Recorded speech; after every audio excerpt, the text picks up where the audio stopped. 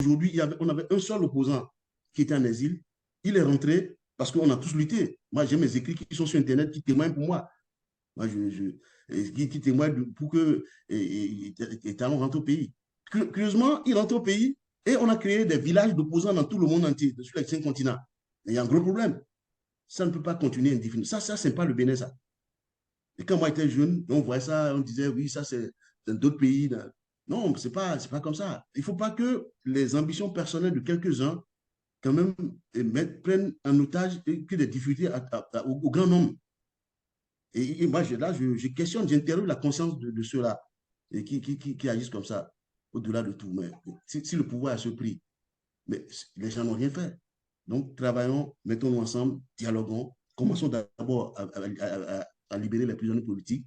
Deuxième étage, les exécutent. Voilà. Donc, je n'ai pas un seul cas où quelqu'un a été recadré dans ce camp-là.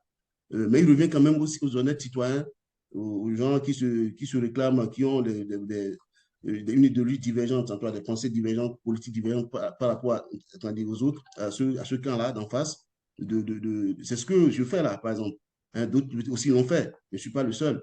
Et il faudrait quand même, aujourd'hui, ce qui fait notre unité, c'est quand même c'est le fait qu'il y a un gros brassage interethnique dans notre pays. C'est ça qui sauve le pays. Sinon, le système en place, il y a longtemps que les choses se seraient parties déjà en vrille. Hein, et si déjà, là, à la veille des grandes échéances qui arrivent, on autorise des gens à parler comme il parle ce monsieur, et ça pose un gros problème. Mais il ne faut pas attendre que de leur camp, quelqu'un le recadre. C'est-à-dire, ça va même, ça ira en s'empirant. Parce que ce monsieur, vous voyez, il parle de façon décontractée. Pour lui, c'est lui qui a raison. Et c'est-à-dire, le royaume de Niki ne vaut rien, le royaume de Porto-Novo ne vaut rien. Et c'est le royaume d'Abomey qui est négrier, c'est le royaume d'Abomey qui est le royaume le plus intelligent, c'est le royaume de dénoncer de tels propos.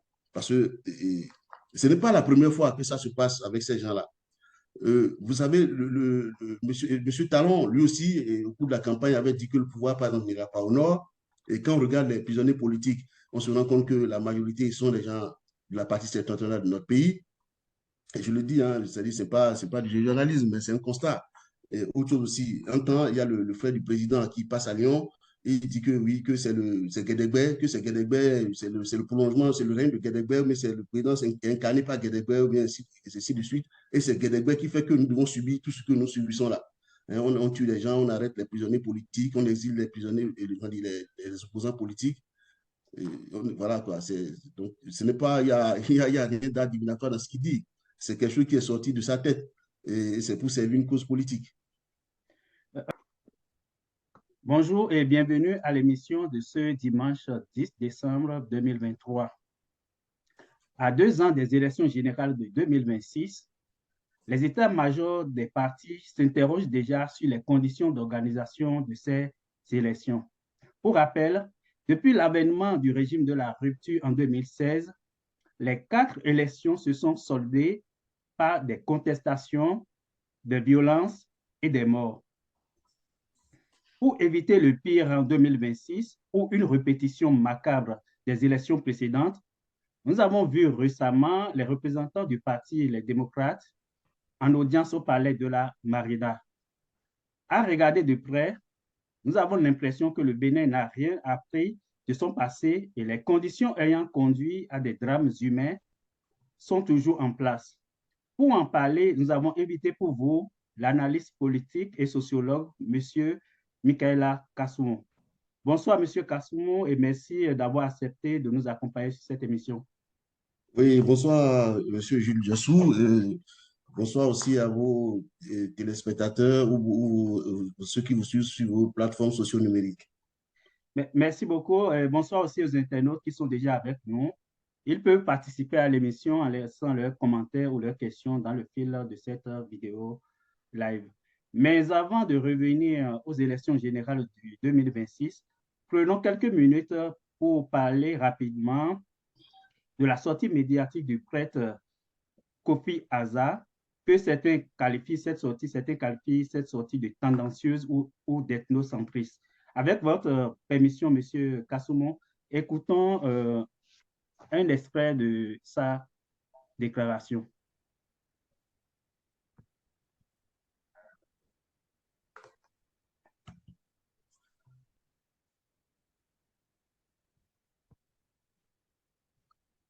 Rwanda actuel est le prolongement du royaume d'Abomey. Quand le gouvernement a pris la décision de ramener le TOFA au 10 janvier pour jumeler les deux événements. Comme cela fait l'objet d'une décision gouvernementale, c'est comme si c'est une décision royale. Donc, on s'y conforme. Deuxième chose, je crois que beaucoup de considérations, beaucoup de recommandations que nous avons formulées en son temps ont été prises en compte pour que le TOFA se déroule vraiment bien. Ce qu'on déplorait hier également a été pris en compte. En tout cas, l'engagement a été fermement pris par le gouvernement. C'est-à-dire qu'on avait du mal à aller jusqu'au bout de l'exécution des sacrifices, des rituels recommandés par la consultation. Aujourd'hui, le gouvernement mettre à disposition des fonds, a décidé d'accompagner matériellement et financièrement les rituels pour que cela soit fait pour le bonheur de la population. Toute la nation. Toute la nation. Donc sur ce, nous nous sommes dit, on a toujours clamé ici que le TOFA est un instrument politique. On va se cacher. Le TOFA est un instrument politique. Donc le TOFA, c'est un outil dans les mains des politiques. Parce que c'est un outil dans les mains du royaume qui l'utilisait. Aujourd'hui, que le gouvernement décide enfin, je crois, s'il faut attendre 18 ans pour voir ça, c'est pas facile. Parce que j'ai attendu 18 ans pour voir ma vision se concrétiser. Donc je dis, d'une manière ou d'une autre, c'était mon souhait pour la nation, c'était que le gouvernement enfin s'approprie son outil politique, qui est en même temps un outil de développement parce que ça permet d'anticiper sur les catastrophes, sur les grands événements qui peuvent impacter positivement ou négativement la nation. Donc, tout au long de cette année. Voilà, tout au long de l'année. Donc, si le gouvernement décide de prendre ça à bras le corps, d'accompagner, d'appuyer et de lui donner un caractère purement national, je crois que 18 ans, attendre 18 ans pour voir sa vision se concrétiser, ce n'est pas beaucoup. C'est très peu de choses dans la vie d'une nation. Donc, je suis personnellement satisfait de ce qui se passe actuellement. Alors, le fait que ce soit programmé en janvier, ça ne pose pas de problème? Ça ne pose pas trop de problème puisque c'est le roi qui l'a décidé ainsi. Donc, puisque c'est le président, le gouvernement, à travers le président qui l'a décidé ainsi. Donc, ça ne pose pas de problème. Maintenant, ce qu'il y a ici, c'est que le gros lot du problème revient.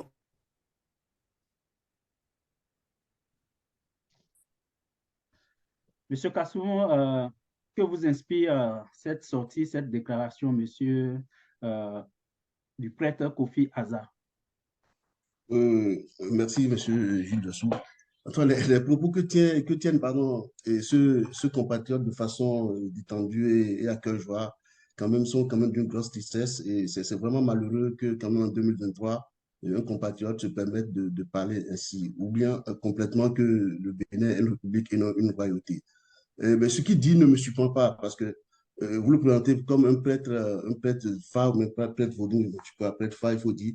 Donc, il nous parle du TOFA, et le TOFA, pour nos compatriotes qui ne le savent pas, je crois, bon, si je peux traduire un peu le fondé, hein, c'est le taux, c'est le pays, je crois, ou bien la communauté, et le phare, c'est l'art divinatoire que nous pratiquons chez nous, et ce n'est même pas exclusivement au Bénin, c'est le nom du golfe de Guinée, chez les Yoruba, aussi, ça se fait du Nigeria un peu partout.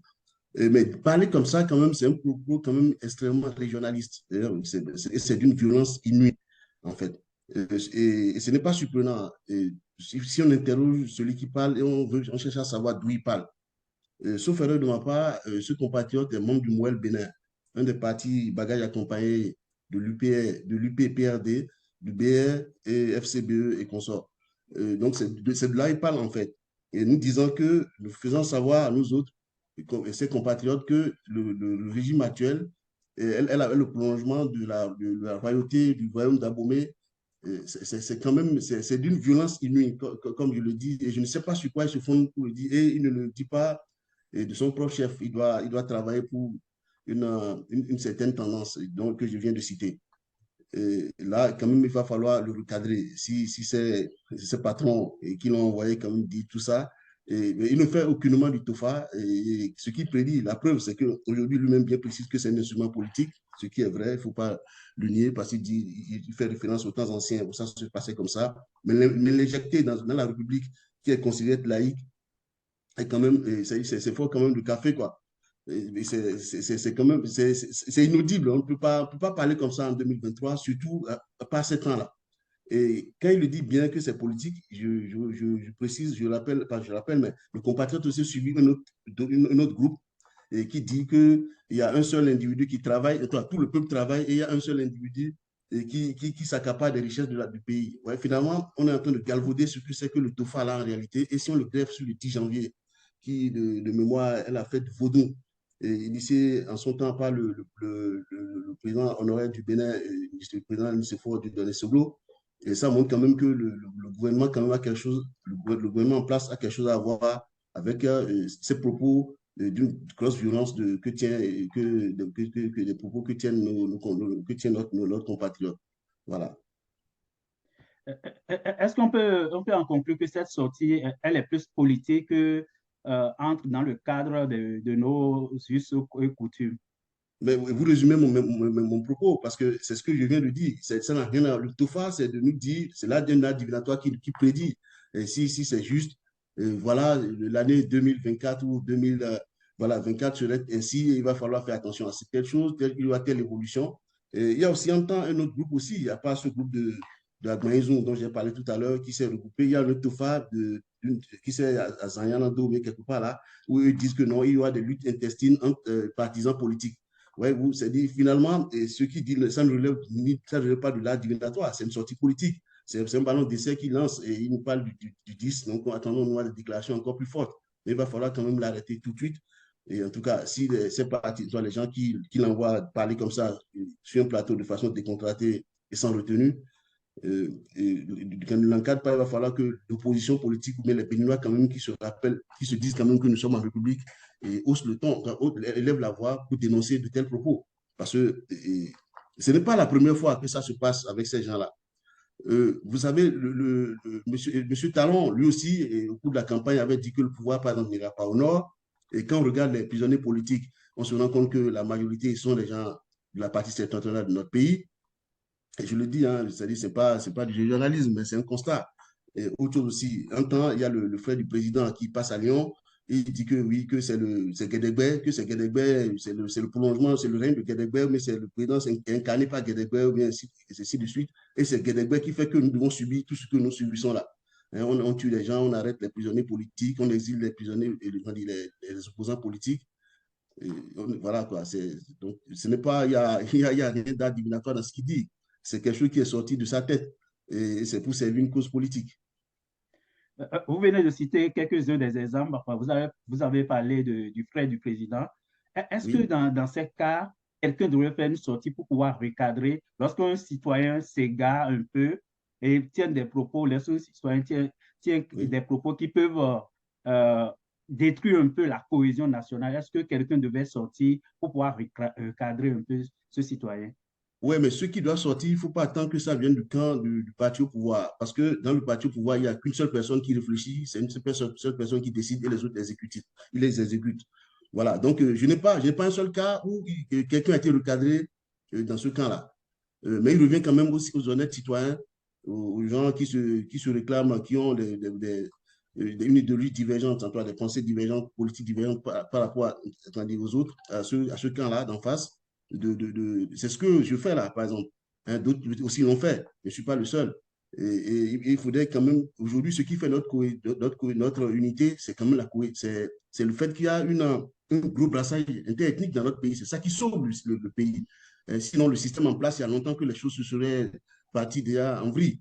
Hein, et si déjà, là, à la veille des grandes échéances qui arrivent, on autorise des gens à parler comme il parle ce monsieur, et ça pose un gros problème. Donc, il ne faut pas attendre que de leur camp, quelqu'un le recadre. C'est dit, ça va même, ça ira en s'empirant. Parce que ce monsieur, voyez, il parle de façon décontractée, pour lui, c'est lui qui a raison. Et ça dit, le royaume de Niki ne vaut rien, le royaume de Porto-Novo ne vaut rien, et c'est le royaume d'Abomey qui est négrier, c'est le royaume d'Abomey qui est le royaume le plus intelligent, c'est le royaume d'Abomey qui a la marina, et comme si les autres ne paient pas les impôts dans le pays, et comme s'il y a la Tabor de l'autre côté, et il y a le sud politique du Bénin d'un autre côté, et ainsi de suite, alors que ces gens se trouvent dans l'UPP, PRD, et dans le BR, et dans le MOEL, il y a des gens un peu partout du pays. Hein, mais c'est quand même surprenant qu'ils viennent nous dire aujourd'hui et que c'est le royaume d'Abomey, c'est lui qui est au pouvoir. Et ça pose un gros problème. Ok, revenons maintenant aux élections générales de 2026. On a vu récemment le président Yahi Boni adresser une lettre à la communauté internationale. Est-ce qu'on va dire aujourd'hui que le Bénin a perdu la main dans l'organisation des élections au point de solliciter la communauté régionale ou internationale pour pouvoir nous aider à aller aux élections de façon paisible? Oui, mais il y a longtemps que nous avons collectivement perdu la main sur les élections parce que ce qui se passe dans notre pays, quand même, comme je le disais tout à l'heure, le régime en place, quand même, est un régime finalement très, très autoritaire où toutes les institutions du contre-pouvoir ont été privatisées. Aussi, il y a les élites intellectuelles, civiles et militaires, ce sont quand même finalement, c'est pas quelque part, ils sont inaudibles, on n'entend personne, il y a le gouvernement place à tout un boulevard devant lui, et ça s'est soldé par des élections, comme vous l'avez rappelé, 4 élections. Il n'a jamais d'élection depuis. Hein, c'est des élections tripatouillées, on a des images qui circulent où des gens tamponnent à tour de bras des bulletins, ou bien on peut faire une élection, on n'a pas le procès verbal, et tout ça. Donc ça, il y a longtemps, on a perdu la main. Mais par contre, ce n'est pas le geste du président honoraire du Bénin, Yahi.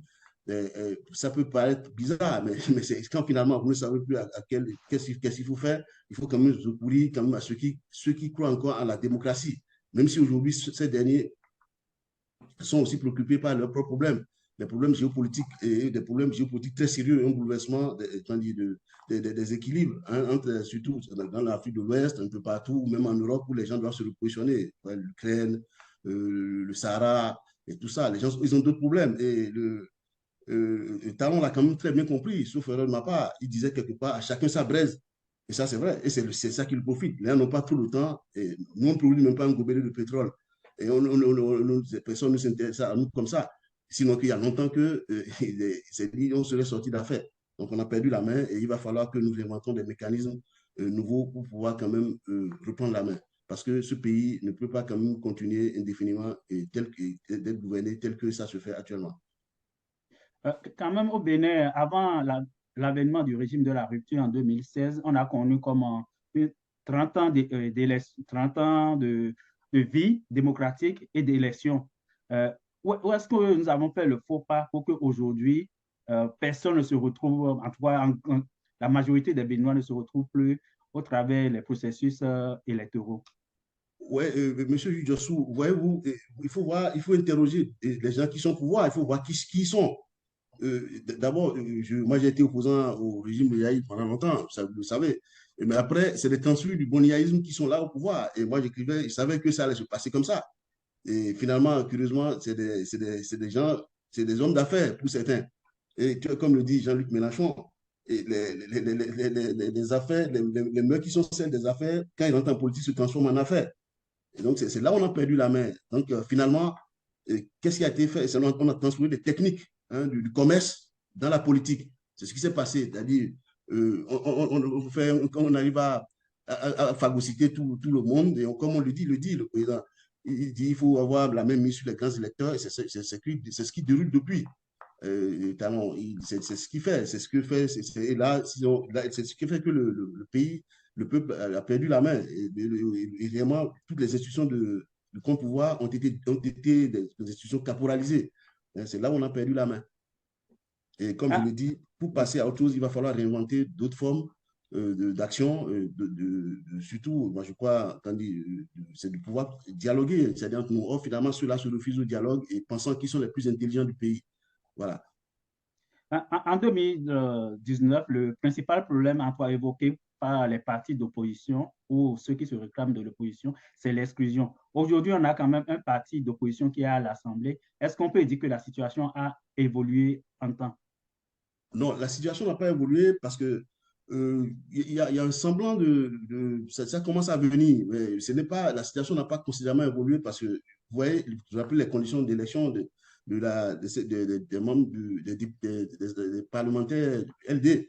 D'abord, on fait une liste, on rejette la liste, on fait recours à la Cour constitutionnelle qui fait son semblant de délibération et tout. Et après, on a 28 députés. 28 députés au sein d'une assemblée comme ça, ils n'ont pas la majorité. Ils font quoi? Mais c'est-à-dire, il y a, comme le dit c'est-à-dire, François Mitterrand, il n'y a pas de, il y a pas de concurrent à la taille d'un dictateur. Tant que le peuple n'a pas relevé le défi, le problème reste entier. Qu'est-ce que je voulais dire par là en me référant au président honoraire français? Il va falloir à un moment donné qu'on ne laisse pas la lutte aux seuls démocrates. Ce n'est pas possible. À mon humble avis. Et je ne crois pas que ce soit au sein de l'Assemblée qu'on puisse gagner cette bataille-là. Alors que ça devait être normalement le lieu où on devait faire de vrais débats. Or, nous sommes dans une caisse de résonance où des gens, ils font pleuvoir des applaudissements sur toutes les lois, des plafonds de partout. Et les 28 députés là sont là désarmés. Encore que on a noté une défection plus ou moins d'un député. Non, ce n'est pas à moi de dire le nom, non, la presse en parle, mais on voit tout ça, comment il adoptait une attitude révérencieuse vis-à-vis le talent et tout. Ben, ça, il y a quelque chose qui ne va pas dans le pays. Voilà. Vous venez de dire qu'on ne doit pas laisser comme cette lutte seulement au parti les démocrates. On a vu récemment un représentant du parti FCBE, un parti qui se réclame aussi de l'opposition, qui disait que l'audience obtenue par le parti les démocrates n'était pas bien fondée parce que le parti n'a pas associé les autres tendances qui se réclament de l'opposition. Quel est votre avis sur la question? Monsieur Jules Jossou, eh ben, personne n'a empêché ce parti-là de travailler tout seul et de nous montrer ce qu'ils savent faire depuis pour libérer, par exemple, les détenus politiques et aussi pour quand même prendre le parti du peuple où finalement le social qu'on a promis au peuple n'a jamais existé. Ça n'a même pas connu un début de commencement. Donc, qu'est-ce que je veux dire par là? Moi, je vous laisse la paternité de vos propos. Moi, pour moi, l'FCBE, ils ne sont pas de l'opposition. Ils ne sont pas du tout. C'est l'un des partis bagaille accompagné de l'UP, PRD et du BR. Et voilà, donc ça s'arrête là. Voyez-vous, il a fallu la sortie de LD avec le chef d'État, alors que ce n'est même pas, sauf erreur de ma part, les LD qui sont demandeurs d'une audience. C'est suite à la lettre adressée aux institutions internationales partenaires et bilatéraux et multinationaux et internationaux internationaux pardon, que le président que Talon a souhaité recevoir les LD. Donc, pourquoi c'est à ce moment finalement qu'on entend l'FCBE? Et ce qui est même malheureux et triste, j'ai entendu un universitaire qui s'agite, je ne sais pas qu'est-ce qu'il lui fait sortir de ses gonds, ouais, peut-être que je fais allusion, mais voilà, ils ne sont pas de l'opposition. Et effectivement, les LDA allaient attendre qui? La preuve, est-ce qu'on a interdit au parti au pouvoir de prendre une initiative dans ce sens aussi? Hein, moi, je m'en vais déjà très loin pour décrisper la situation. Non, non, pas du tout. Donc, chacun fait les LD, il faut quand même. Moi, je suis reconnaissant pour ce je suis reconnaissant pour ce qu'ils ont fait. Ils ont fait ce qu'ils allaient faire, ils devaient faire. Voilà, on les a invités, ils se présentent et voilà, ils exposent les problèmes du pays. Encore que et tout cela a été l'objet d'un trucage communicationnel vraiment qui dénote même de la moralité des gens qui nous gouvernent aujourd'hui. Mais c'est dommage, quoi. Ce qui a fait un peu, je voulais dire, la beauté ou bien l'organisation pacifique des élections depuis, ou bien avant l'arrivée du régime de la rupture, c'est que les institutions étaient un peu, reflétaient un peu toutes les tendances politiques. Est-ce que l'urgence aujourd'hui au Bénin, c'est de corriger ça, de permettre à ce que euh, les différentes tendances politiques se retrouvent un peu dans la structure ou bien l'architecture qui patronne ou bien qui gouverne l'organisation des élections? Oui, mais si le projet fait par ceux qui sont au pouvoir est de garder les institutions sous leur coupe, ça ne peut pas, ça ne peut pas changer. On sait là où il y a le problème, c'est qu'aujourd'hui, ça fait la deuxième fois, je le dis peut-être troisième fois, ces institutions de contre-pouvoir sont aux mains du parti au pouvoir. Et ils ne veulent rien céder. Et à la limite, même, bon, je vois le vice-président, le premier vice-président des LD qui avait proposé un mécanisme un peu maladroit, en tout cas, quelque part, il faut le dire. Comment Talon, il a rebondi là-dessus habilement, alors que tout ça, les gens savent qu'ils sont dans du faux. Hein, on n'a pas c'est-à-dire ces institutions sont des institutions totalement aux mains de la mouvance. Et c'est sur ça qu'il faut travailler. Je ne vois pas comment on s'en sort sans dialogue. Et je crois que c'est ça que le LED avait entamé ce jour-là. Et bon, malheureusement, ça n'a pas marché. Ce qu'il faut faire, je ne vois pas comment s'en sort sans passer pas la rue. Encore que quand je dis la rue, les gens ont tendance, c'est pas qu'il faut aller casser les choses. Ce n'est pas dans l'hémicycle qu'on résout ce problème et sans le dialogue. Et quand je dis dialogue, c'est le véritable assise nationale où on s'assoit et on dit, voilà, on est quand même allé très loin, il va falloir qu'on mette les choses à plat. Mais juste là, il n'y a pas de signe qui montre que ça va se passer dans ce sens.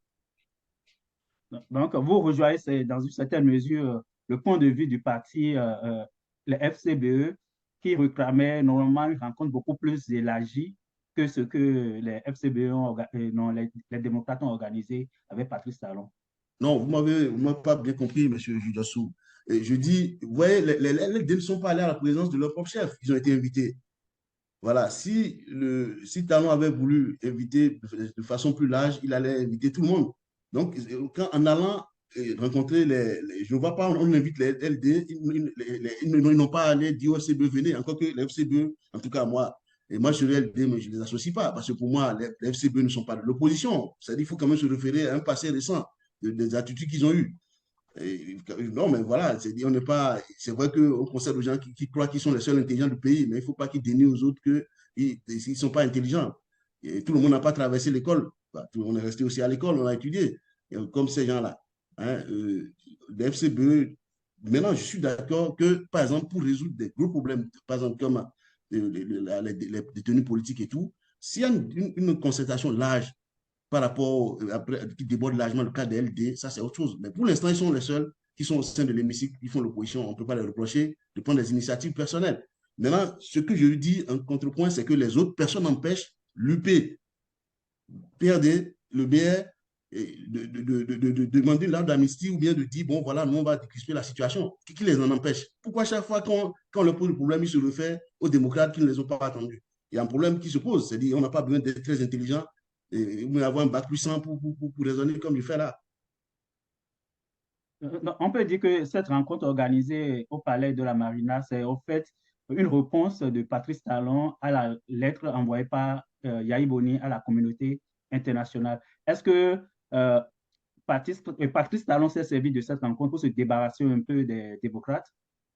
Non, il n'a pas. Mais quand vous analysez finement cette rencontre, et ça aurait duré 4 heures, j'ai quelques compétences en communication. Hein, 4 heures, le service de communication de la présidence de la République a quand même volé ces images, selon ce qu'on me dit, et arrive à faire 1 heure et quelques, 55 d'extrait. Et dans ça, c'est dit que les LD ont parlé 15 à 20 minutes. Mais les LD s'en sortent très bien. Hein. Parce que ce que le peuple qui a suivi, les gens qui ont suivi cette truc-là, n'oublie pas, c'est qui sont les gens qui sont en face, ceux qui ont fait cette coupure-là, et qui est même Talon, et qui est le responsable, pardon, qui est le patron de tout ce groupe-là, PRD, UP et BR. Donc finalement, on sait qui parle. Donc c'était pour plaire peut-être, c'est la propagande qu'ils ont voulu faire. Et ça n'a pas marché. Et les quelques extraits, moi, je vois, sans être un boniaïsant, où il intervient, il s'en sort très bien. Je vois un talent qui veut qu'on dise qu'il a réussi. Et lui-même, il dit, il confesse quelque part. Et à part l'élection et la démocratie, non, à part l'élection et la démocratie, il a dit non. Donne-moi quand même un point positif quelque part. Et je ne sais même plus comment le président Yahi a répondu. Mais quand on en arrive là, ça dit qu'on est conscient finalement que il y a quelque chose qui ne va pas. Et si quelque chose, et ça ne va pas, c'est qu'on corrige ce qui ne va pas. Parce que un chef de l'État, si c'est un bon, hein, un président encore au niveau donné, c'est quelqu'un qui, qu'on le dit dans notre jargon, souvent on dit le père de la nation, mais c'est quelqu'un qui a un propos mesuré. Hein, il ne parle pas comme ça parce qu'il y a des caméras cachées, qui veut plus parler et plaire à tout le monde, à ses partisans. Non, le président, un bon président, il est un président de tout le monde. Et l'interlocuteur qui était devant, mais c'était pathétique. C'est comme un ancien chef d'État. Il a fait quand même 10 ans. Hein? À un moment donné, Yahi s'arrête, il dit pardon. Et le président rebondit, il dit je n'accorde pas le pardon. Non, mais passe pas dans la bouche de Talon. On n'est pas encore mort, quoi. On est là. Et Talon était là à Paris. Après, selon les tractations à Diouf et beaucoup de gens qui se sont mêlés, il est rentré au pays. Mais quand on veut parler, je crois que sa parole a été très vite que sa pensée, c'est ce que j'ose croire. Et sinon, ce n'est pas dans la bouche de Talon qu'on entend et que le pardon peut constituer parfois une faute. Non. Parce que la question posée était très, très contextualisée lié à un prisonnier politique. Et ce qui était même paradoxal, c'est que le président, c'est que il s'arrête sur une prisonnière politique donnée et fait fort. Voilà, je ne veux pas rappeler les propos ici, parce que ça peut blesser certains, parce que c'est une extrême violence, quoi. Voyez-vous. Vous avez rappelé tantôt que lors de cette rencontre, le vice-président du Parti Les Démocrates, Éric Ndoye, a fait une proposition que certains ont estimée maladroite. Et dans les réponses données par Patrice Talon, c'est d'évoquer le fait qu'au moment où lui-même accédait au pouvoir, qu'il n'avait personne, qu'il n'avait pas de représentants au niveau des institutions, par exemple la Sénat ou à la Cour constitutionnelle. Comment appréciez-vous cette réponse? Non, Est-ce mais qu'on a besoin d'avoir des représentants au sein de cette structure pour avoir la transparence lors des élections? Non, mais c'est ce que dit ce que dit M. Talon n'est pas n'est pas juste parce que vous vous rappelez, souvent nous étions là dans l'opposition à Yahi, on parlait de télécommande, on parlait de tout, des syndicalistes, du mouvement Mercredi Rouge. Aujourd'hui, mais qui peut se permettre de faire ces Mercredis Rouges, des télécommandes ailleurs, ou bien de faire tout le trouble qu'on a fait pour Yahi? Mais personne ne peut le faire parce que tout ça, on a fait taire tout le monde. Ouais, donc, on ne peut pas dire qu'il faut forcer. C'est-à-dire, on ne peut pas dire qu'en son temps, il n'y avait pas de gens dans le système. Ce n'est pas possible. Donc, finalement, c'est dit, bon, écoute, voyez, vous taisez, moi, je fais ce que je veux. Et finalement, j'ai mes gens au niveau de la Sénat, de la Cour constitutionnelle. Et finalement, on fait des élections. Et la royauté que dit notre compatriote là, qui est entré dans le costume du prêtre vaudou, là, le prêtre phare, là, et va se réaliser. Non, ça ne se passe pas comme ça. On est comme une république. Et c'est pas parce que. Et ce qui a même pas de ça dans l'affaire, c'est que ceux qui sont là aujourd'hui, ce ne sont pas des gens qui sont tombés du ciel. C'est avant-hier, c'est des gens qu'on connaît. Hein? Donc, la proposition que fait le premier vice-président, comme je le dis, bon, c'est un peu dit comme ça, c'est un peu maladroit. Ça a servi, ça a permis à Talon de quand même répondre d'une manière comme si les institutions dont il parle là sont des institutions qui sont représentatives de la réalité, quoi. Et ce n'est pas vrai. Et tout le travail qui a été fait depuis 2016 a consisté à avoir sous sa coupe les institutions de contre-pouvoir. Et voilà, c'est le gros problème qu'on a avec ce pays. Et quand le premier vice-président, bon, je rappelle bien que je ne suis pas des démocrates, hein, ça, il faudrait que ceux qui nous écoutent le comprennent bien, l'entendent. Mais la proposition qu'il fait, bon, c'était de tenter de dire, et voilà, quand même, là, on va aux élections comme ça avec ce système, après avoir parlé de la liste électorale dont ils ont parlé. Il y a quelque chose qui ne va pas. Parce qu'on n'a aucun regard sur les choses. C'est un choix qui se fait, on donne des résultats dont on ne peut même pas accéder au procès verbaux. Bon, on aurait pu imaginer un autre mécanisme. Ça n'engage que moi, mais c'est vrai que ça amène à retoucher les tests fondamentaux du pays. Où je crois qu'il va falloir réfléchir sur ça. C'est que il faut le fait une commission qui gère les élections de façon, par exemple, permanente ne reflète pas au moment des élections l'état réel de la physionomie politique du pays, quelque part. Parce que l'organe est présenté comme un organe administratif, mais en réalité, c'est un organe éminemment, pas de la Sénat, hein, hautement politique. Donc, il faudrait, je ne sais pas si c'est ce que le vice-président a, je ne suis pas dans sa tête, mais on peut penser, dans le cas où nous sommes là aujourd'hui, étant à créer une commission ad hoc, mais tout en révisant, parce que ce n'est pas prévu dans les tests, et qui puisse régler le problème. Bon, ça, c'est à voir. Ça, je le suis sur le vif comme ça que je le dis. Je crois que c'est ce que le premier vice-président avait voulu dire, mais bon, je ne crois pas que son c'est un routage, un grand de la politique. Et dit on enlève telle personne, mais bon, c'était pas. Voilà, parfois on veut parler, mais la pensée, la parole va plus vite que ça, que la pensée. Voilà. Toujours est-il que nous sommes à 2 ans, parce que l'année 2023 est pratiquement terminée, nous sommes à 2 ans des élections générales, qui est en quelque sorte une première, parce que c'est la première fois qu'on aura au cours d'une même année pratiquement trois élections. Quelle est l'urgence selon vous actuellement? Qu'est-ce qu'il faut faire dans les médias pour éviter les drames qu'on a déjà vécus au cours des 2 mandats de Patrice Talon? C'est d'approfondir le dialogue et de tenter et de chercher à avoir le dialogue avec le pouvoir en face. Parce qu'il y a longtemps qu'ils ont refusé de dialoguer avec le peuple. Et le peuple est victime d'un entre-soi de quelques 4 familles, de 4-5 personnes qui décident dans un coin et l'imposent à tout un peuple. Voilà, il faut continuer le dialogue et mettre les vrais problèmes sur la table. Et je crois que les LD, ils ont bien commencé avec cette liste électorale. Et même si on leur dit d'aller chercher un consultant par eux-mêmes pour l'auditer et tout. Et aussi, après, c'est de voir. On ne peut pas quand même, si nous allons encore à ces élections avec ces mêmes institutions de contre-pouvoir qui sont aux mains et du pouvoir autoritaire en place, autant ne même pas aller aux élections. Voilà. Et je crois que c'est ça que les LD ont vu venir. Et ils sont en train de l'anticiper. Et il ne faut pas que le combat soit le seul combat des démocrates. Il faut que ce soit le combat du peuple en opposition à ce pouvoir. Et à ce pouvoir.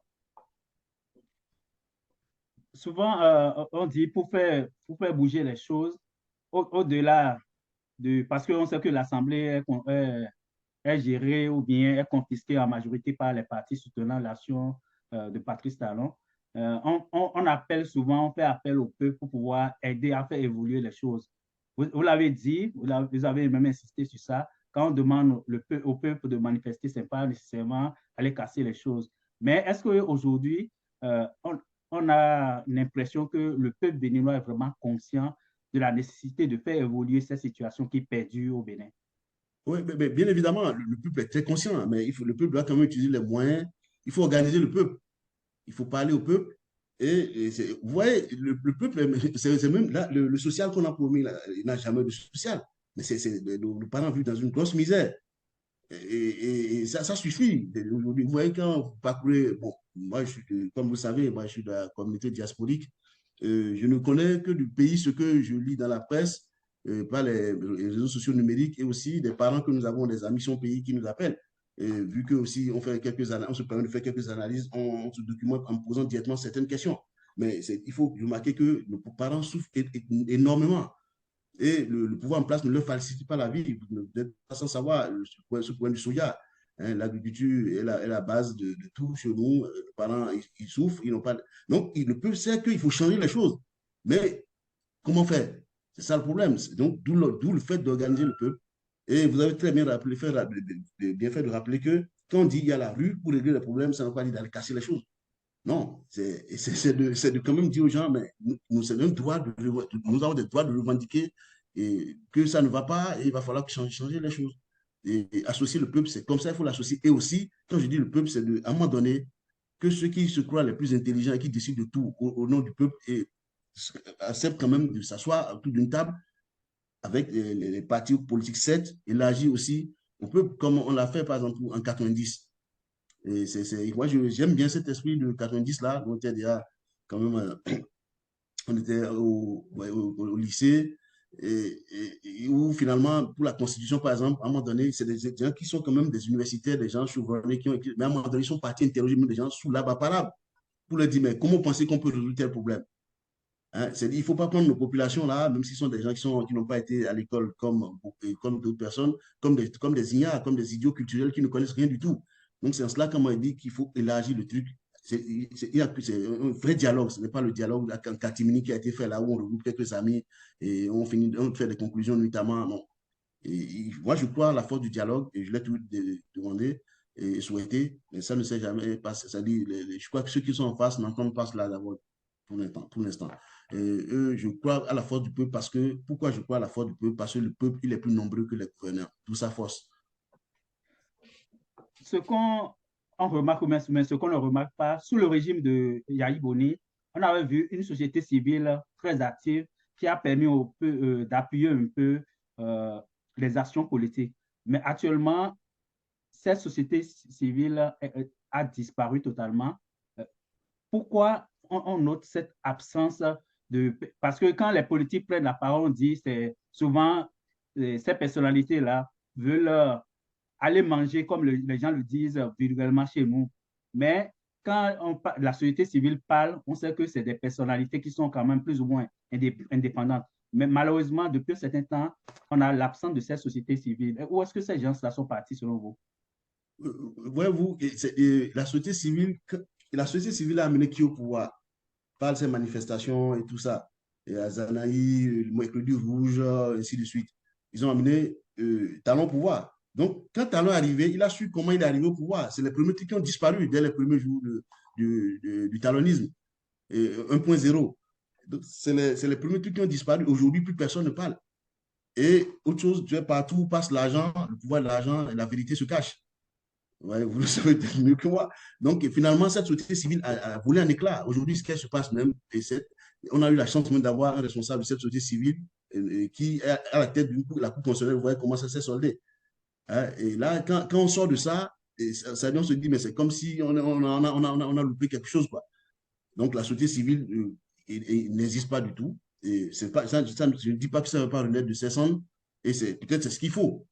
Et maintenant, il ne faut pas quand même confondre la société civile qui brutalement devient quand même des politiciens quand même qui finalement mènent le peuple, qui sont à la base de la misère du peuple, comme le mouvement Mercredi Rouge. Tout a commencé dès qu'on a vendu le Mercredi Rouge au talonisme. Et là, on ne s'en sort pas. Et moi, il y avait les syndicalistes aussi, vous l'avez rappelé. Donc, on entend un là, un seul, mais on n'entend pas les autres. On ne sait même pas s'ils sont encore dans le pays. Et pour certains, donc le système s'est arrangé, comme vous l'avez dit, à amener les mœurs du commerce dans la politique en créant des monopoles uniques. Voilà. Et finalement, les autres, les voix dissidentes ne sont plus audibles. Et même quelque part, c'est que les gens ne sont même pas peut-être libres. Et c'est même surprenant qu'il n'y a plus de manifestations politiques, il n'y a rien du tout.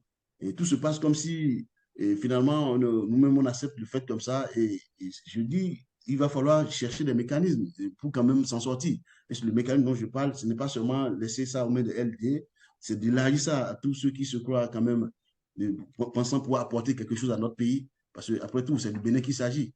Et ça donne l'impression aujourd'hui que le pays est aux mains de quelques familles aujourd'hui, mais il ne faut pas que ça continue comme ça.